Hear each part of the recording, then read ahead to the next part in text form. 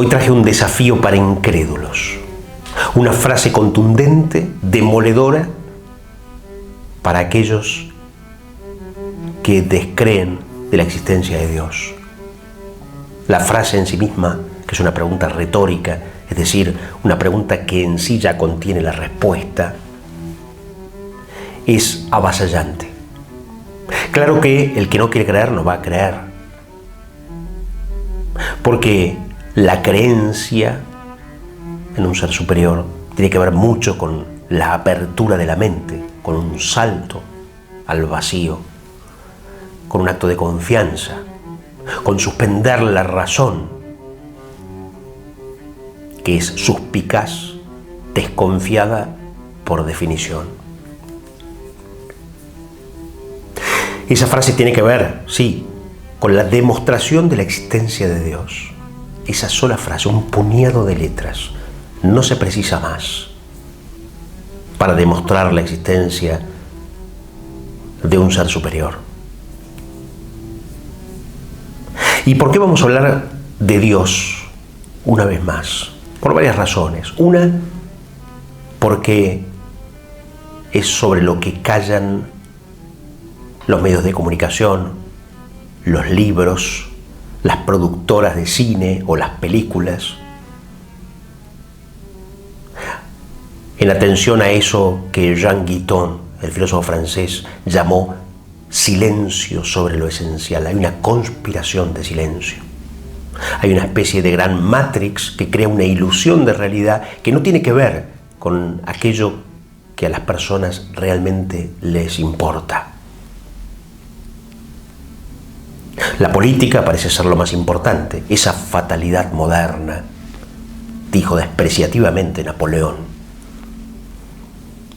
Oswald Spengler, el filósofo célebre por su obra La decadencia de Occidente, dijo que la decadencia comenzaría cuando el deporte llegara a ser más importante que la cultura, que las cuestiones humanas.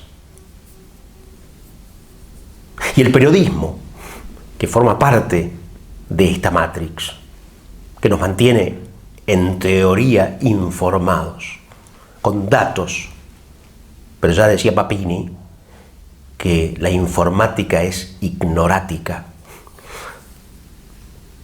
Y más jocosamente, Chesterton decía, ¿qué es periodismo? Decir que Lord Jones ha muerto a gente que no sabía que Lord Jones estaba vivo. Hay una gran conspiración de silencio, una gran ilusión de realidad. Y por eso quiero una vez más hablar de Dios y tantas veces como sea posible. Además, a la poesía y a la filosofía no hay nada que les importe más. Porque si no hay Dios, no hay hombre, no hay sentido, no hay inmortalidad. Y todo es caos. A los poetas nada les importa más que conocer a Dios, al gran poeta, al poeta con mayúscula, al poietés, dirían los griegos, al gran hacedor. Así voy yo, dice Machado, Antonio Machado. Así voy yo, borracho melancólico, guitarrista lunático, poeta y pobre hombre en sueños, siempre buscando a Dios entre la niebla. Pero además, esto tiene que ver con los nuevos paradigmas que están aconteciendo. Por ejemplo, el paradigma que tiene que ver con el paso de la religión al misticismo. El filósofo francés, premio Nobel de Literatura, lumbrera de su tiempo, el gran profesor de la Sorbona de París, dijo, Bergson, no hay religión sin misticismo, sin la experiencia de lo divino. Y estamos yendo hacia esa experiencia, hacia esa vivencia. A veces la palabra experiencia tiene una connotación de experimento que no la favorece.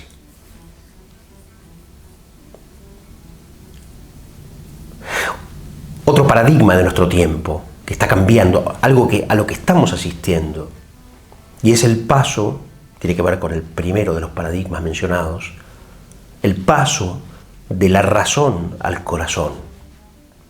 Después de siglos de dominio de la razón científico-técnica, raciocinante, estamos comprendiendo que para lo que más sirve la razón, decía Pascal, es para conocer ella sus propios límites. También, otra vez, Chesterton dice, el loco es el que ha perdido todo menos la razón. Claro que sabemos muy bien también que la distancia más grande del universo conocida es la que va de la frente al pecho, de la frente al pecho, de la razón al corazón. Años luz, y nunca mejor dicho que acá, en este caso, años luz separan la razón del corazón. Unamuno invitaba a la conciliación de estas dos dimensiones del ser humano, la necesaria conciliación. Piensa el sentimiento, decía, siente el pensamiento. Si no, la razón librada a sí misma es algo abstracto, irrealista, que está muy cerca de la locura. El corazón, muchas veces librado a sí mismo, sin la asistencia o el concurso de la razón, tiende muchas veces al sentimentalismo o a la superstición. También hoy, finalmente estamos comprendiendo que es más importante el ser que el tener. Y entonces estamos pasando de un consumismo feroz a la conciencia de la importancia del desapego. Cierta vez Diógenes, el filósofo cínico, griego, cínico porque vivía como perro en las calles de Grecia, cínico por canino, no por cínico como se entiende hoy en día. Diógenes estaba en el mercado de Atenas y unos discípulos se lo encontraron y le dijeron, pero ¿cómo, maestro? Tú predicas el desapego, el deshacimiento, la austeridad, la pobreza. Estás aquí, en el mercado. No comprendemos. A lo que Diógenes respondió, precisamente he venido al mercado de Atenas para ver cuántas cosas no necesito. Otro nuevo paradigma que tiene que ver con el paso del vértigo de la libertad a la búsqueda del sentido.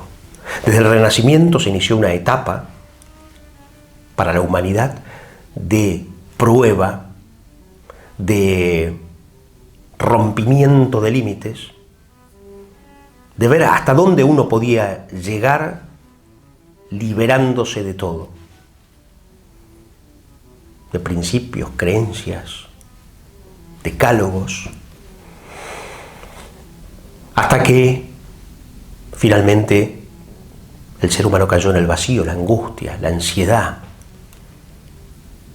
y empezó a buscar, sobre todo en el siglo XX, el sentido. Sentido en su doble acepción, significado y dirección. Donde hay significado, donde hay sentido, hay dirección, si no, no hay norte, no hay hacia dónde ir.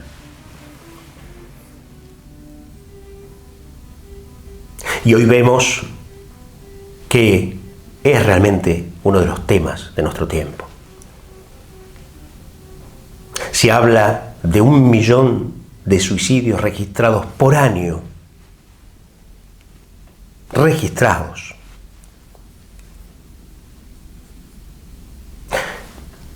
Ya decía Camus, filósofo francés, premio Nobel de Literatura, igual que Bergson, decía, el único problema filosófico que importa es el suicidio.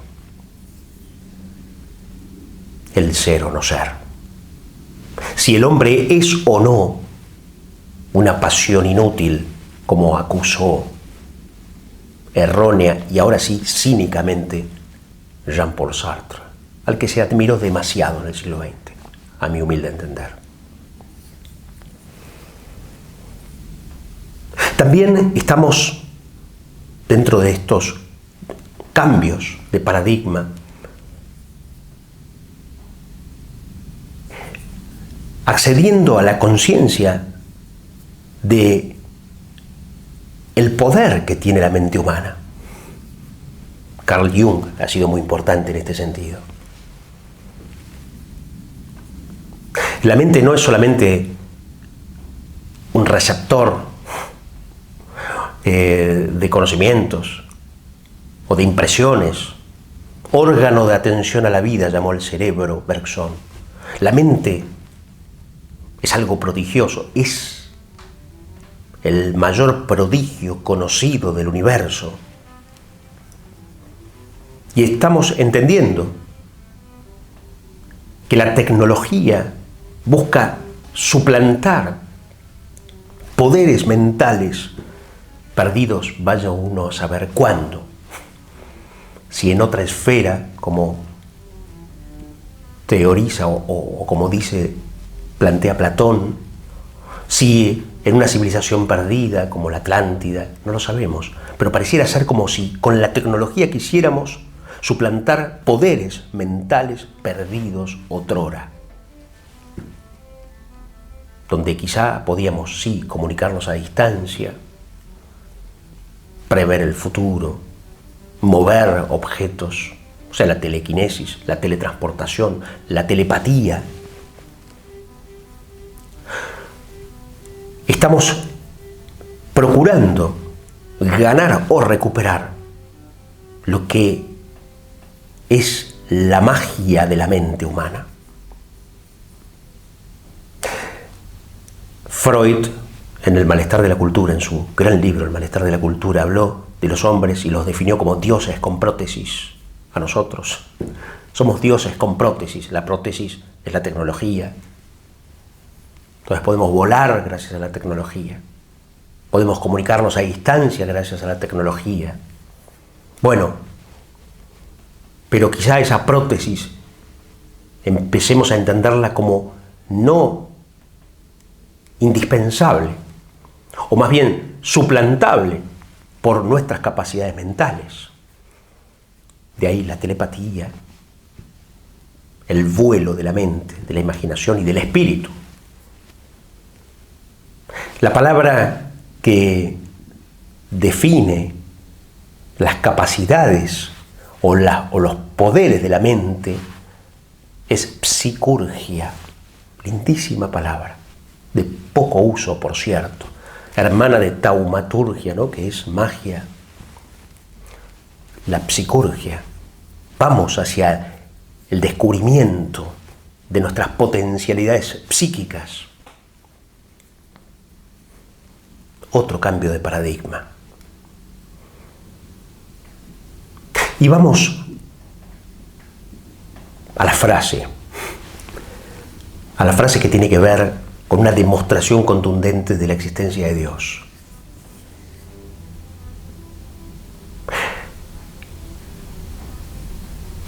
Pero antes, me acuerdo ahora que Sir Fred Hoyle, astrónomo inglés, que cuenta con su estatua en Cambridge, dijo que creer que la vida surgió por casualidad es como pensar que un huracán arrasara un depósito en el que estuviesen todas las piezas desarmadas de un Boeing 747, levantara en vilo todas esas piezas y se armara en el aire por ese soplo el avión, el 747, y además funcionara. También dijo: me basta con ver que hay una inteligencia superior detrás de la vida, con observar la composición de un átomo de carbono. La vida es algo tan maravilloso, tan sorprendente, tan milagroso, que es imposible, si se lo piensa sensatamente, abiertamente, lúcidamente, que sea obra de la casualidad. Y como la poesía todo lo dice mejor, por aquello de poeta, tú nada explicas, pero por ti todas las cosas se vuelven comprensibles. El poeta Sikelianos, griego, creó este verso admirable. Le dije al almendro, hermano, háblame de Dios. Y el almendro floreció. Pero la frase, ahora sí, contundente y demoledora, convincente por demás de la existencia de Dios, es esta pregunta retórica que contiene en sí ya la respuesta y que dice: ¿puede el azar ciego crear un ojo humano? De esta forma nos interpela un filósofo. ¿Puede el azar ciego crear un ojo humano? Pero aun cuando nosotros respondiéramos, no, no puede, todavía falta la experiencia o la vivencia de lo divino.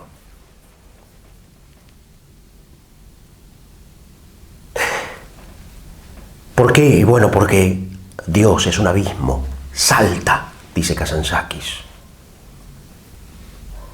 Y hablando de psicurgia y de nuestras capacidades psíquicas superiores, hoy es tan importante el descubrimiento de que debe unirse la oración a la meditación y la meditación a la oración. Durante siglos Oriente se ha pasado meditando sin rezar y Occidente se la ha pasado orando sin meditar. Y una y otra actividad del alma, del espíritu, son necesarias para que esas potencias de la psique se desarrollen y para que una persona tenga la experiencia de lo divino, de Dios. La oración que nos hace trascender el ego, nos hace realizar lo que llamaría Ortega y Gasset el giro copernicano. Copérnico, el monje polaco, que dijo: la Tierra no es el centro del universo, ni está quieta, y postuló la teoría heliocéntrica, es decir, que el Sol es el centro de nuestro sistema. Teoría que Galileo demostraría tiempo después, poco tiempo después. Giro copernicano, ¿no? Nuestro ego se cree el centro y no lo es. La oración es el recurso más eficaz para trascender ese egocentrismo, para ir más allá de nosotros, para superar el egoísmo y empezar a ir más allá. Y la meditación es rotar en torno al medio. Lindísima palabra. Es asediar el centro.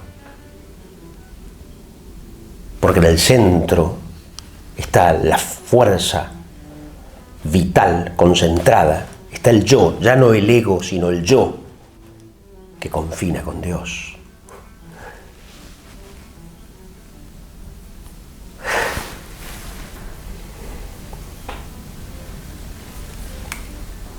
Y vayamos a un poema que quería compartir con ustedes.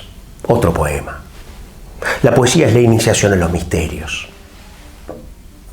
Es la que nos hace pensar con el sentimiento y sentir con el pensamiento. La que reúne nuestras facultades o capacidades dispersas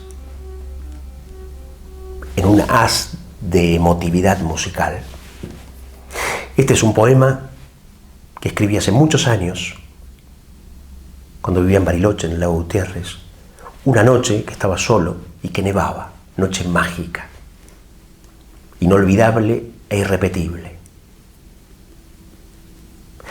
El poema tiene por nombre Poema de la afirmación de mí mismo.